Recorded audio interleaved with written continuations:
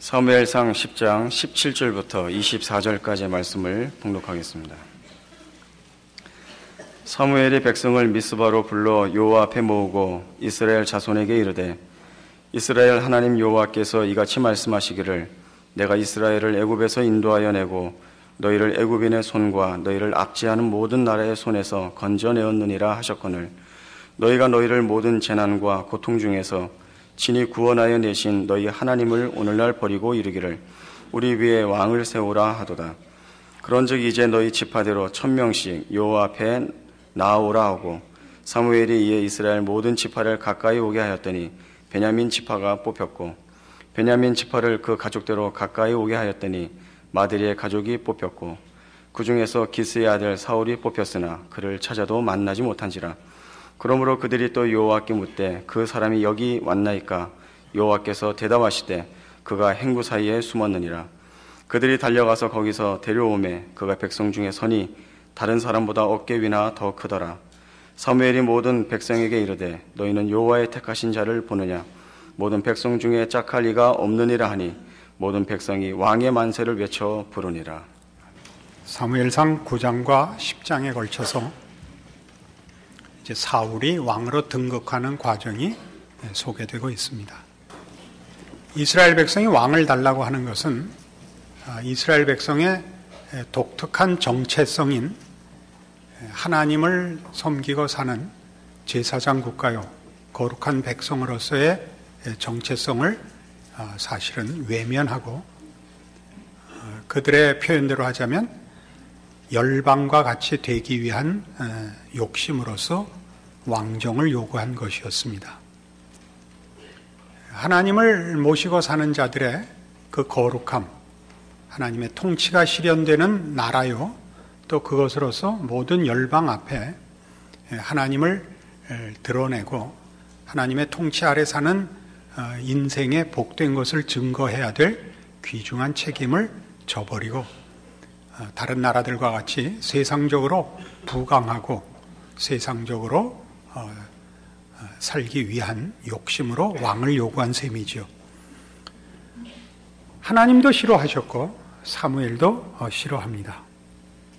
그래서 우리가 상식대로 기대를 하자면 하나님께서 이 일에 아무런 간섭도 안 하시고 외면하고 방관하시든가 아니면 적극적이라면 뭐라고 꾸중을 하시거나 벌을 내려야 맞습니다만은 뜻밖에도 이 9장과 10장에 걸친 내용 속에 즉 사울이 왕이 되는 과정 속에 하나님이 아주 적극적으로 참여하고 있는 것을 보게 됩니다. 하나님은 사울을 선택해내시고 그리고 그에게 기름을 부으시며 또 그에게 새 마음을 주십니다. 10장 9절 보시면 그가 사무엘에게서 떠나려고 몸을 돌이킬 때 하나님이 새 마음을 주셨습니다. 그리고 10절에 그들이 산에 이를 때 선지자의 무리가 그를 영접하고 하나님의 신이 사울에게 크게 임함으로 그가 그들 중에서 예언을 하는 일까지 생깁니다. 그리고 오늘 우리 본문에서 본 바와 같이 하나님께서 이스라엘 모든 지파를 불러 그 앞에서 공식적으로 하나님이 택한 자인 것을 제비 뽑아 확인시키십니다. 이런 일련의 과정 속에 적극적으로 개입하시는 하나님의 개입은 조금 전에 말씀드린 대로 우리의 예상과 크게 다릅니다. 하나님은 마땅히 저들을 꾸짖어야 되고 저들이 정고집을 부린 지금 형편에서는 너희끼리 책임지고 살아봐라 라고 얘기해야 옳습니다마는 그렇게 아니하고 개입하십니다. 우리는 이 사울이 매우 독특한 사람인 것을 알 수 있습니다. 여기서 독특하다는 것은 이스라엘이 원하는 정치적, 군사적 배경이 없는 사람을 하나님이 선택하십니다. 9장에는 온통 사울이 그 잃어버린 나귀 찾아 헤매는 내용으로 한 장이 할애되고 있습니다. 그는 시골 농부에 불과합니다. 그는 제비 뽑혀서 왕이 되었을 때에도 오늘 본문에서 본 바와 같이 행구 사이에 숨어 있을 정도로 이런 정치적, 사회적 일에 말하자면 적극적이지 않은 소심하고 내성적인 사람으로 묘사되고 있습니다. 그의 가문도 대단하지 않아서 예를 들면 그가 예언을 한 사건을 보면 그 10장 11절에 전에 사울을 알던 모든 사람이 사울의 선지자들과 함께 예언함을 보고 서로 이르되 기스의 아들의 당한 일이 무엇이뇨? 사울도 선지자들 중에 있느냐 하고 그것에 어떤 사람은 말하여 이르되 그들의 아비가 누구냐 한지라. 그러므로 속담이 되어 가로되 사울도 선지자들 중에 있느냐 하더라. 이게 무슨 뜻이냐 하면 사울이 서울대학에 들어갔냐? 그런 얘기입니다. 금방 알아들으시겠죠. 그렇게 사울과 사울의 가문은 대단하지 않은 집안인 것입니다. 그래서 여기 그들의 아비가 누구냐? 이런 것은 별 볼 일 없는 집안 아니냐? 그 아버지가 난 놓고 기억자도 모르지 않냐? 사다리 놓고 A도 모르지 않냐? 이런 얘기입니다. 웃는 사람은 A는 안다. 그런 뜻이겠죠. 뒤에 이제 그가 왕이 됐을 때도 오늘 본문 후에 10장 25절 이하에 보시면 사무엘이 나라의 제도를 백성에게 말하고 책에 기록하여 여호와 앞에 두고 모든 백성을 자기 집으로 보내매 사울도 기브아 자기 집으로 갈 때에 마음이 하나님께 감동된 유력한 자들은 그와 함께 갔어도 어떤 비류는 가로되 이 사람이 어떻게 우리를 구원하겠느냐 하고 멸시하며 예물을 드리지 아니하니라 하는 기록처럼 사울은 전혀 뜻밖의 사람이었던 것입니다. 우리는 사울이 결국 실패한 왕인 것을 알고 있습니다. 그래서 그가 왜 실패를 하게 되는지, 이유가 무엇인지, 그래서 사울 왕의 왕된 의미가 무엇인지 이런 것들을 나중에 더 자세히 살펴봐야 할 것이고 그것이 사울 왕에 대해서 가지는 가장 중요한 내용이 될 것입니다. 그러나 오늘은 우선 아직 이제 뽑히는 과정에서 우리가 살펴봐야 하는 일이 하나님께서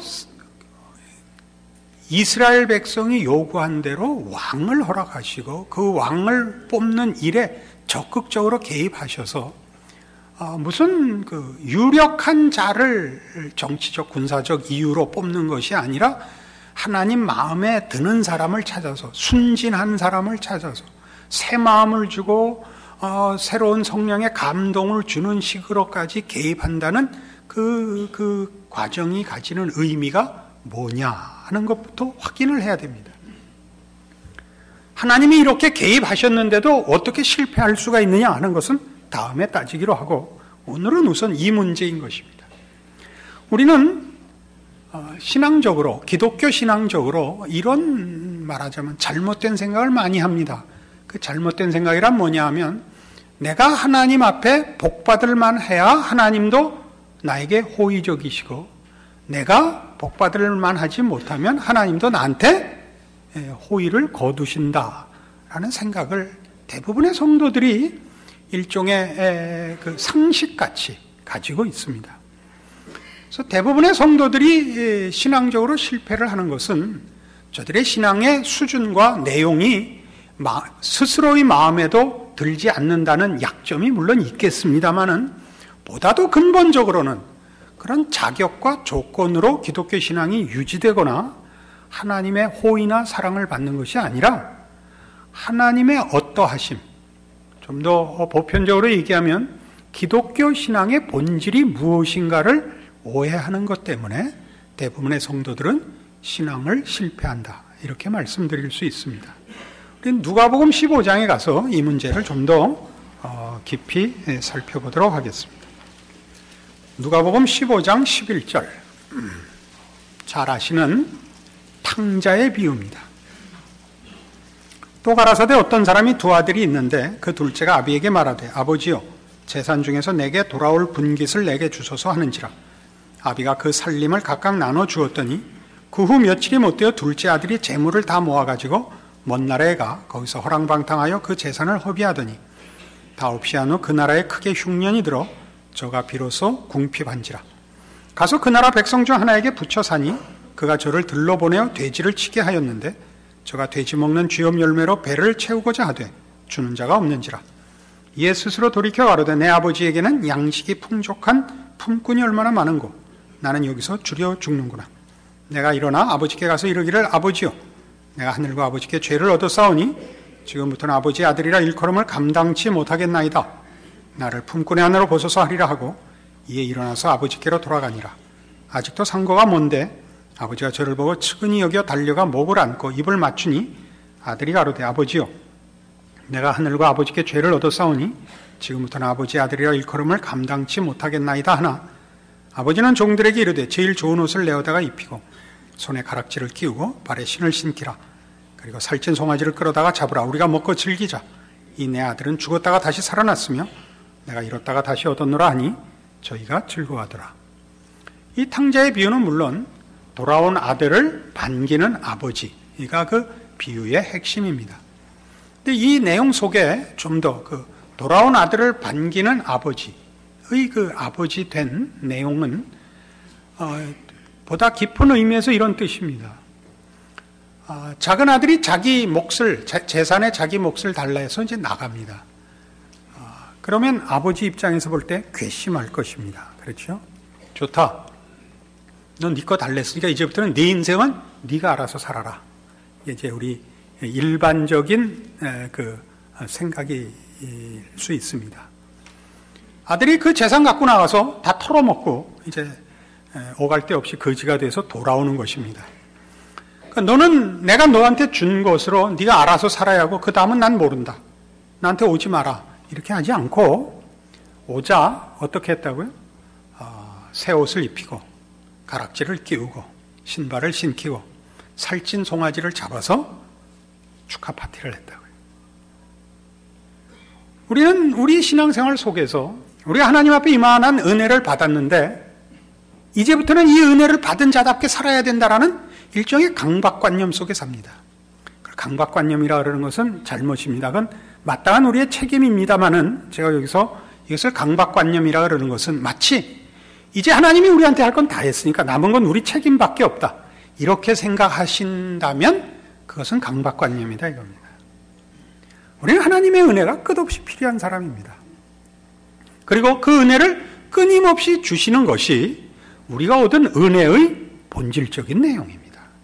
한 번 은혜를 받으면 더 이상 은혜를 받지 않아도 되는 사람이 되는 것을 성경이 말하는 복음이라거나 구원이라거나 신앙생활이라고 얘기하지 않습니다.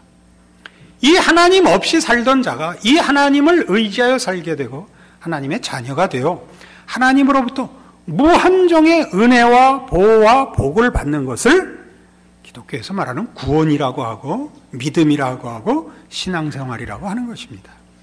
그러니까 우리는 끊임없이 하나님과 우리 사이의 관계를 은혜로 또는 믿음으로 사랑으로 정립하지 않고 공로로 정립하는 것입니다. 하나님의 사랑을 받을 만한 자가 되려 하고 은혜를 받을 만한 자가 되려 하는 것 때문에 스스로를 정죄하여 하나님을 뵐 면목이 없다.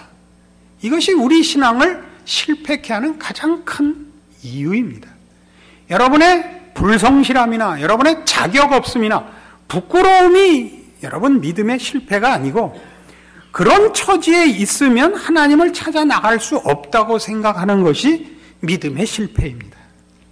표정을 보면 그럴 리가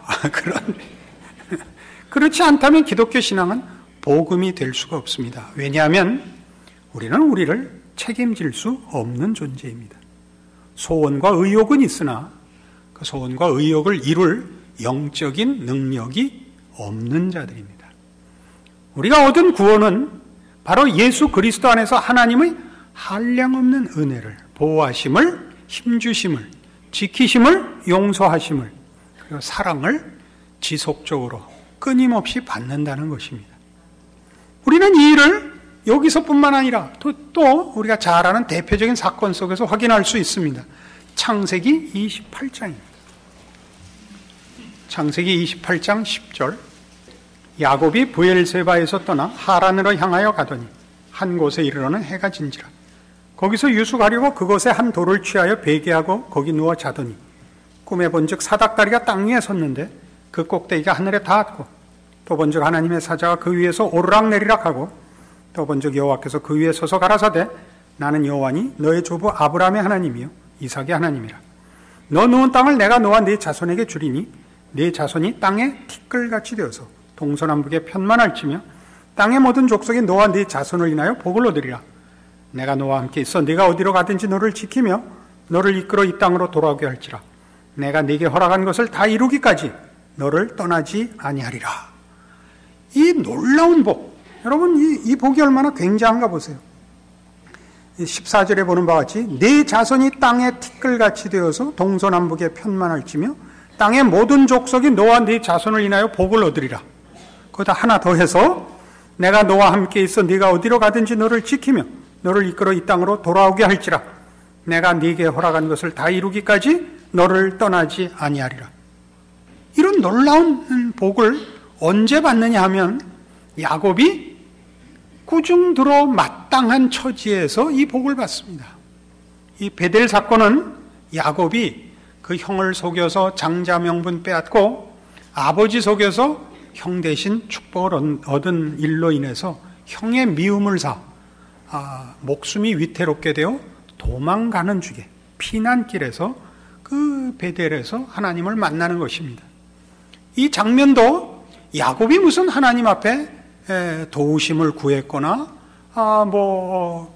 기도를 했거나 경배를 드렸거나 하는 아무것도 없이 그냥 자다가 하나님이 찾아오셔서 만나는 것입니다.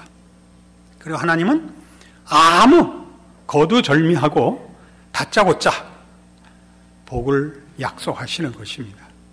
이것이야말로 기독교 신앙을 가장 잘 대표하는 사건이라고 얘기할 수 있습니다. 우리는 이 하나님이 야곱에게 이 약속을, 이 복된 약속을 하시면서 나는 내 조부 아브라함의 하나님이라, 내 아비 이삭의 하나님이라 라고 말씀하시는 것을 봅니다.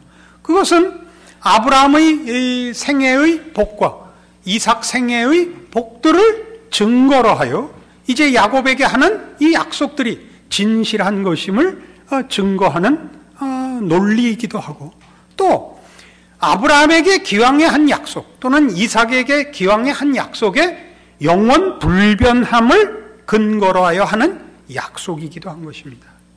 그러니까 우리는 야곱이 하나님께서 아브라함에게 한 약속과 이삭에게 한 약속을 잊고 계시는 신실함과 불변하심으로 야곱에게 복 주시고 또 실제로 그렇게 하신 역사적인 증거를 갖고 있는 것 이상으로 우리는 예수 그리스도 안에 있는 자들입니다. 예수 안에서 하나님의 자녀가 되고 죄 용서함을 받고 하나님의 자녀가 되고 예수 안에 허락된 하나님의 모든 은혜와 능력과 사랑으로 힘입은 자들입니다. 그러니까 우리가 우리 자신을 생각할 때마다 우리가 무엇을 꼭 기억해야 되느냐 하면 우리는 예수 안에 있는 자라라는 사실이 갖는 의미를 기억해야 합니다. 우리가 우리를 하나님 앞에 홀로 세워서 자격을 확인하려고 하지 말고 하나님이 예수 안에서 어떻게 우리를 사랑하시고 복 주시고 구원하시고 우리의 운명을 약속하셨는가를 기억해야 합니다. 그것이 우리의 기쁨입니다. 우리는 물론 자격으로 따지면 늘 부끄러운 것이 현실입니다마는 그럼에도 불구하고 우리는 늘 기쁠 수 있습니다. 그래서 데살로니가 전서 5장 16절 이하에 여러분 잘 아시는 이런 구절이 나오죠.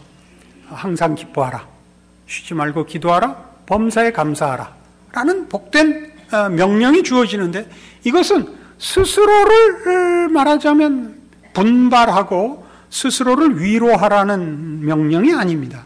이것은 그 뒤에 나오는 이 말씀, 이는 그리스도 예수 안에서 너희를 향하신 하나님의 뜻이니라 라는 말씀으로 판명되듯이 기쁨과 기도에 대한 응답과 범사에 함께 하시는 하나님의 복이 하나님의 우리에 대한 약속이요 허락된 특권인 것을 증거하는 것입니다. 항상 기쁘게 해주고 무슨 기도든지 응답하고 아무리 사소한 문제라도 하나님이 함께 하신다는 그 약속을 이 데살로니가 전서가 증언하고 있는 것입니다. 우리는 이 사울 왕이 실패한 왕이며 이스라엘의 요구에 의해서 그 자리에 앉은, 말하자면 하나님 쪽에서 볼 때 사실 아무 편을 들 이유가 없는, 이스라엘의 요구라는 차원에서나 사울 자신의 실력에 비추어 볼 때도 하나님의 편을 들 이유가 없는 사람입니다. 그는 하나님을 위하여 무슨 크게 영적인 각성이 있거나 무슨 신령한 소원이 있는 자도 아니고 그저 매우 평범한 사람에 불과합니다. 그러나 이 잘못된 요구에도 불구하고 하나님은 어떻게 해서든지 이스라엘에 복을 주려 하시며 저들을 하나님과 붙들어 맨 그 끈을 놓지 않으려고 하시는 것을 볼 수 있습니다. 그래서 우리가 우리의 신앙 현실 속에서 우리의 가장 처참한 순간, 가장 절망에 빠진 순간에도 우리는 그것을 나 자신의 자격 하나만을 가지고 하나님과의 관계를 생각할 것이 아니라 하나님의 이 신실하심과 불변하시는 그 자비와 긍휼과 은혜와 사랑을 근거로 하여 우리 자신을 평가할 줄 알아야 합니다. 이러한 문제는 성경에 이렇게도 증언되어 있습니다. 이사야 49장입니다. 1028페이지 구약성경 이사야 49장 13절입니다. 하늘이여 노래하라, 땅이여 기뻐하라, 산들이여 즐거이 노래하라. 여호와가 그 백성을 위로하셨은즉 그 고난당한 자를 긍휼히 여길 것임이라. 오직 시온이 이르기를 여호와께서 나를 버리시며 주께서 나를 잊으셨다 하였거니와 여인이 어찌 그 젖 먹는 자를 잊겠으며 자기 태에서 난 아들을 긍휼히 여기지 않겠느냐. 그들은 혹시 잊을지라도 나는 너를 잊지 아니할 것이라. 이제 이스라엘은 하나님 앞에 이제 훨씬 뒷얘기입니다만, 이스라엘 역사에서 뒷부분입니다만, 범죄하여 하나님을 배반하여 이제 바벨론 포로가 됩니다. 그러나 하나님이 이스라엘 백성에게 이사야 선지자를 통하여 약속하시기를 너희가 잡혀간다 할지라도 내가 너희에 대한 관계와 약속한 것이 무효가 되는 것은 아니다.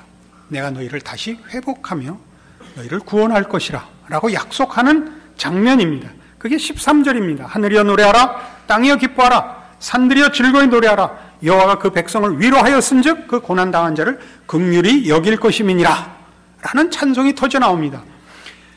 이스라엘이 보자면 14절 같이 오직 시온이 이르기를 여호와께서 나를 버리시며 주께서 나를 잊으셨다 하였거니와, 이스라엘 백성이 볼 때는 하나님이 외면하고 편들지 않아서 포로가 되고 처참한 현실이 됐다고 생각하겠지만 여인이 어찌 그 젖 먹는 자식을 잊겠으며 자기 태에서 난 아들을 긍휼히 여기지 않겠느냐. 그들은 혹시 잊을지라도 나는 너를 잊지 아니할 것이라. 이것보다 더 강력한 표현은 없습니다. 모성애보다 강한 건 없습니다. 그죠? 그 모성애가 못하는 것이 있을지라도 하나님은 못하는 것이 없다. 여기서 못한다는 건 능력의 차원보다 앞서서 사랑의 차원입니다. 하나님의 신실하심과 사랑이 이스라엘을 향한, 그의 백성들을 향한 하나님의 사랑은 무한합니다. 그것은 무엇으로도 방해할 수 없고 좌절시킬 수 없습니다. 그것이 우리 하나님입니다. 그러니까 기독교 신앙의 모든 신앙의 근거는 이 하나님의 어떠하심에 근거하는 것입니다. 이 하나님의 신실하심과 무한하신 사랑에 근거하여 신자들의 신앙생활은 가능한 것입니다. 승리가 가능하다 이렇게 일반적으로 생각하는 승리 말고 좀 더 깊이 우리는 포기해도 하나님은 포기하시지 않는다. 나는 실패해도 하나님은 실패하지 않는다. 이것이 우리 신앙을 가능케 한다. 그 말을 명심하셔야 할 것입니다. 그래서 호세아 11장에 이렇게도 등장합니다. 1266페이지 호세아 11장 1절입니다. 이스라엘에 어렸을 때 내가 사랑하여 내 아들을 애굽에서 불러내었거늘 선지자들이 저희를 부를수록 저희가 점점 멀리하고 바알들에게 제사하며 아로새긴 우상 앞에서 분향하였느니라. 그러나 내가 에브라임에게 걸음을 가르쳐 내 팔로 안을지라도 내가 저희를 고치는 줄을 저희가 알지 못하였도다. 내가 사람의 줄 곧 사랑의 줄로 저희를 이끌었고 저희에게 대하여 그 목에서 멍에를 벗기는 자같이 되었으며 저희 앞에 먹을 것을 두었었노라. 저희가 애굽 땅으로 다시 가지 못하겠거늘 내게 돌아오기를 싫어하니 아수르 사람이 그 임금이 될 것이라. 칼이 저희의 성읍들을 치며 빗장을 깨뜨려 없이 하리니 이는 저희의 계책을 인함이니라. 내 백성이 결심하고 내게서 물러가나니 비록 저희를 불러 위에 계신 자에게로 돌아오라 할지라도 일어나는 자가 하나도 없도다. 에브라임이여 내가 어찌 너를 놓겠느냐. 이스라엘이여 내가 어찌 너를 버리겠느냐. 내가 어찌 너를 아드마같이 놓겠느냐? 어찌 너를 스보임같이 두겠느냐? 내 마음이 내 속에서 돌아서 나의 긍휼이 온전히 불붙듯 하도다. 내가 나의 맹렬한 진노를 바라지 아니하며 내가 다시는 에브라임을 멸하지 아니하리니 이는 내가 사람이 아니요 하나님임이라. 나는 네 가운데 거하는 거룩한 자니 진노함으로 네게 임하지 아니하리라. 북왕조 이스라엘의 신앙의 실패로 인한 패망을 예언하는 자리입니다. 북왕조 이스라엘은 12지파, 이스라엘 12지파 중에 10지파가 나중에 솔로몬 이후에 나뉘어 북왕조를 만든 나라입니다. 그 10지파에서 가장 대표적인 큰 지파가 에브라임이기 때문에 에브라임이여라고 부를 때는 북왕조를 의미합니다. 남왕조는 유다와 베냐민 두 지파가 유다 왕조를 이룹니다. 이 북왕조 이스라엘이 하나님 앞에 범죄하여 아수르에 패망합니다. 그러나 8절에 있는 바와 같이 에브라임이여 내가 어찌 너를 놓겠느냐? 이스라엘이여 내가 어찌 너를 버리겠느냐? 내가 어찌 너를 아드마같이 놓겠느냐? 어찌 너를 스보임같이 두겠느냐? 아드마와 스보임은 소돔과 고모라 인근 성읍들로 소돔 고모라가 멸망당할 때 함께 망한 성읍들입니다. 그렇게 너희를 멸망하도록 두겠느냐? 왜 그렇게 두지 않는다고요? 내 마음이 내 속에서 돌아서 나의 긍휼이 온전히 불붙듯 하도다.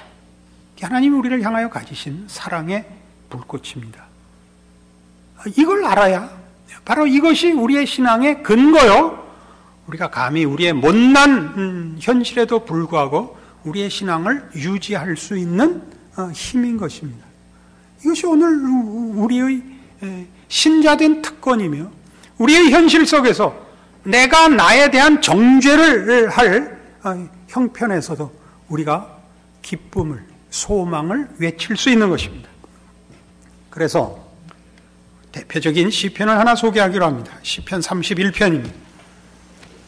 남포교회 교인이라는 것을 집에 신방을 했을 때 이 시편 31편을 기록한 것을 보고 확인하는 그런 비표로 삼기로 합시다. 시편 31편 22절. 내가 경겁한 중에 말하기를 주의 목전에서 끊어졌다 하였사오나 내가 주께 부르짖을 때 주께서 나의 간구하는 소리를 들으셨나이다. 너희 모든 성도들아 여호와를 사랑하라. 여호와께서 성실한 자를 보호하시고 교만히 행하는 자에게 엄중히 갚으시느니라. 강하고 담대하라 여호와를 바라는 너희들아. 이 시는 좀 조심스럽게 볼 필요가 있습니다. 내가 경겁 중에 말하기를 주의 목전에서 끊어졌다 했습니다.